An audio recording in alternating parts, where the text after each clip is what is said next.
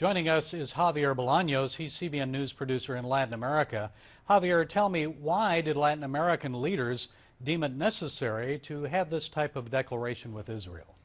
Historically, in South American countries like Argentina, Uruguay, even Chile, the influence of Jews had been enormous. However, in recent years, the socialist governments have turned away from Israel and have come closer to anti-Israeli regimes like Iran.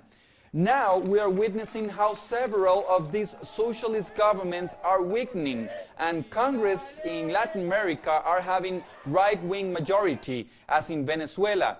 And those right-wing congressmen are the ones who support the state of Israel and recognize the importance of it. Why did they want to strengthen ties with the Israelis? Well, of course, they are thinking that bilateral cooperation can only bring benefits to both parties. They know the capabilities of Israel in terms of security and technological innovation and want to take advantage of that for their countries. I think these congressmen are pressuring their own governments to improve their relations with Israel and so can make profit for their own people. And Javier, what about Alberto Nisman? He was the prosecutor that was assassinated, possibly by Iranian agents. That has caused tensions between Argentina and Israel, but now that's changing. Explain.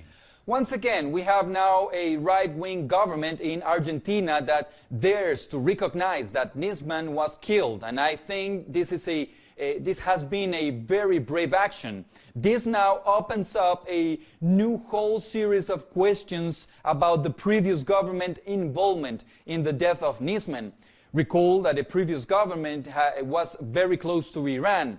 And now one of the first actions of President Mauricio Macri was to reestablish relations with Israel. So this really is part of a whole change that we are witnessing in politics and governments here in Latin America.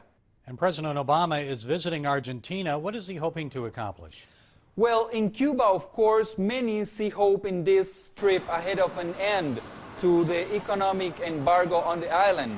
The Minister of Foreign Trade of Cuba said he hopes the visit of President Obama will serve to promote possible agreements between companies of the two countries, among which there is a great potential for economic ties. And in Argentina, Obama's visit will highlight the country's new economic course.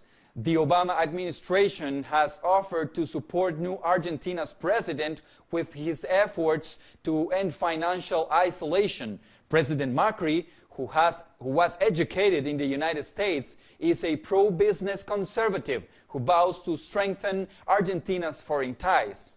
Javier Bolaños, thank you for joining us from Costa Rica. Thanks for having me.